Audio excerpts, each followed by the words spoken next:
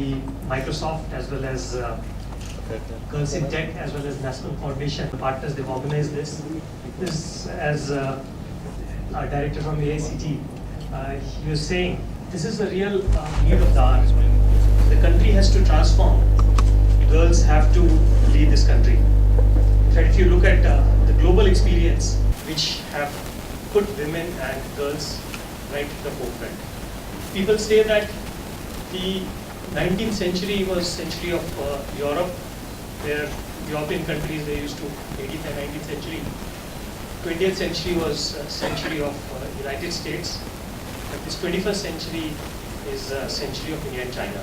As we are speaking, India is almost at par with the fifth largest economy, and almost we are now at par with the UK and France in terms of our GDP, something like $2.35 to $2.4 billion. We are almost growing at about 11 to 12% nominally in terms of dollars. So much so that we foresee that in the next 5 years we'll be overtaking, 5 to 6 years, Germany, and then maybe over a decade we'll be overtaking Japan to be the third largest economy after US and China. So I'm saying this is that if you have your perspective right, where we are standing in the global order of ranks, then you will also aspire to do things which are right at the top of the global order of things. As was mentioned, the SWAYAM platform is an ideal example of that, where this platform which has been put together in the last couple of years is now at the one of the very top platforms in the world. And I'm sure that in coming days, the kind of knowledge base which is available, it will be at the very top in the next few years to come. I'm also from a technology background.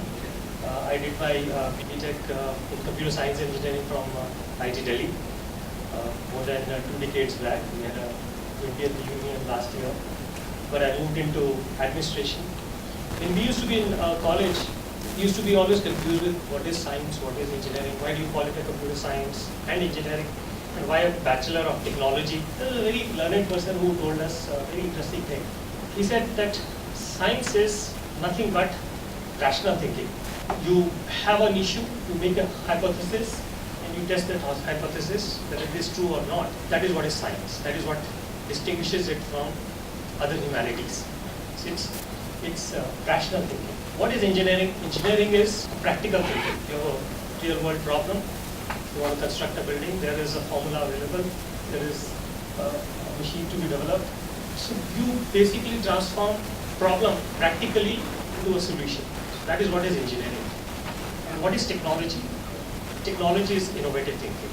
You have a problem, you innovate on it, and you find some of the best solutions which are innovative. Why I'm telling you this definition of science, engineering and technology is that it's not that we only have to look at a particular technological initiative or an engineering formula or a scientific theory, but we have to imbibe all this into our daily lives. Because the world is changing, and the world is changing very, very fast. A computer language which probably we studied in college is probably no more relevant. I only read yesterday that US Department of Defense still uses COBOL in some of the programs. And somebody mentioned that there are still use of 5.5-inch floppy disks which are there. I'm just saying that somebody was comparing that it's still being used in some parts of the world, but we have come so far in terms of things that every 6 months, every 1 year, every few months, things change. So it's impossible for anybody to keep abreast with every single thing. But once you imbibe it as a way of life, as a way of thinking, then there's no end to it. And as Manju said, I think the growth mindset, the integral component of that is that you don't think about limitations, but you think of ways of how to overcome those limitations. And I'm sure that this 2 days session would be an exciting session for all of you, would inspire you to do things which probably would not have been possible otherwise.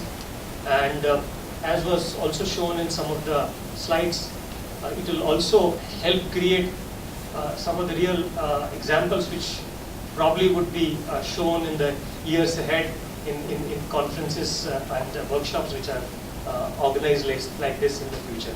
So my best wishes to all of you, and my thanks to Microsoft, Girls in Tech, as well as National Foundation for having me here. Thank you.